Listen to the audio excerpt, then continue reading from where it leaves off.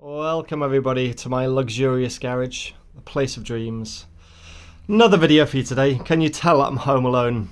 The family are out for a few hours, hence a few uploads and bits and pieces that I'm going through in the garage. Most of the parts, can you believe this? I did a parts video, going back probably 4 or 5 weeks now.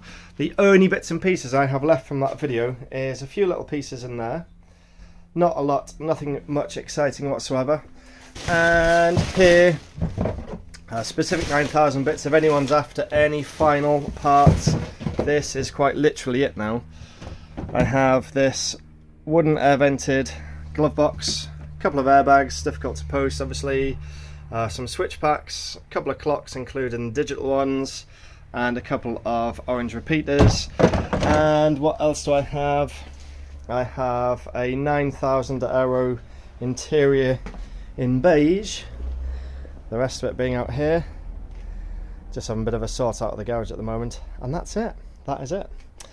So it's all going pretty well. So the garage is nearly reclaimed, nearly ready for the either the SAAB or the Lancia to come back into. So what have we got here then? Well, this is not only a bit of a update on some more parts that I've purchased, but also a bit of a shout out for the good people at Parts for SAAB as well. www.partsforsaab.com. Really great guys. They've always looked after me over the years, and this kit here, so I've got the sport springs and the Bilstein B6 shocks to go into the car. I ordered these and they were here the next day. Bit ironic really, seeing as I don't even have the car here, but you can't grumble at service like that. And I even got a cute little SAAB first aid kit as well. The reason that I've brought this out as well, this is a little picture frame that really needs to put back up on the wall. It's been sat in the office for a while. This is the last 900 Aero that I had, T16. This was a magazine feature from, where was this again? Spring 2015. Gosh, 8 years ago now. This 900, lovely one this. Lovely one. If I whiz down here a wee little bit, this is the state of the car. It was genuinely, people talk about barn finds, but this was a genuine barn find.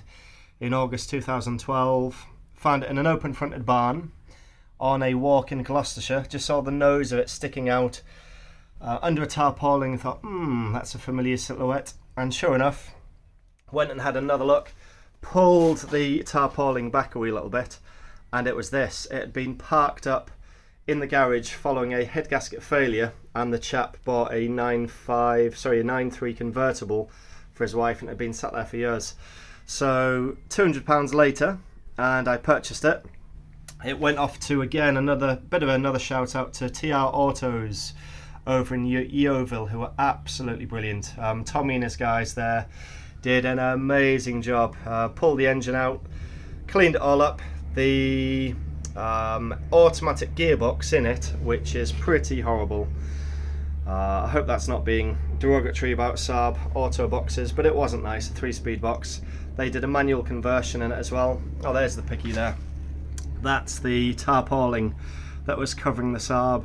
Oh my gosh, it was like a dream. It was literally like a dream pulling that back and seeing the SAAB in there.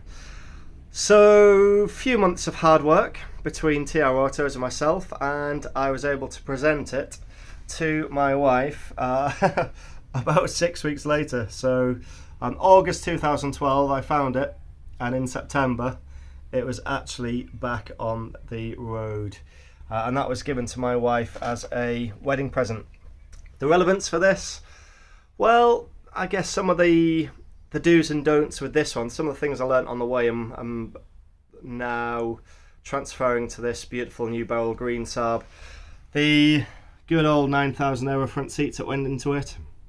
Very, very nice. I fitted a set of these springs as well, which I just think are brilliant. They lowered the car, not horrendously, so that's on the these springs here that I've just purchased.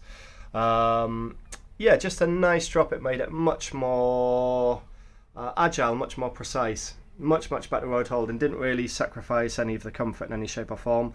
That was on the B4 shocks, so this time around I'm going to try the B6s, which I know are going to be a great combination for these springs. Again, some people might feel it's a little ambitious to be buying bits and pieces like this before I've even got the car fully welded and MOT'd. But again, it's about planning ahead, because very shortly the rear beam will be coming off the car to refresh it with paint it, new bushes, all that sort of stuff. And there's just no point in putting the old shocks and springs back on, really. They might be fine, they might not. But it's on Coney red shocks and I think Abbott Racing springs at the moment. And I'm sure they'll be able to clean up and recoup a little bit on eBay for those. So yes, a nice little suspension update there. And yeah, just a massive shout out to Parts for SAAB for getting these bits to me. I rather shamefully, I suppose, have about, oh my gosh, about £1,500 worth of stuff in the basket at Parts for SAAB that I'm holding off from pulling the trigger on just yet. But it's, yeah, they do brilliant stuff. Any questions that I've ever had over my SAABs, whether it's a fitment issue or parts I'm struggling to get hold of, any advice, they're just absolutely brilliant. Do check them out. They've been fantastic for my rebuild so far. I did use them for this one as well.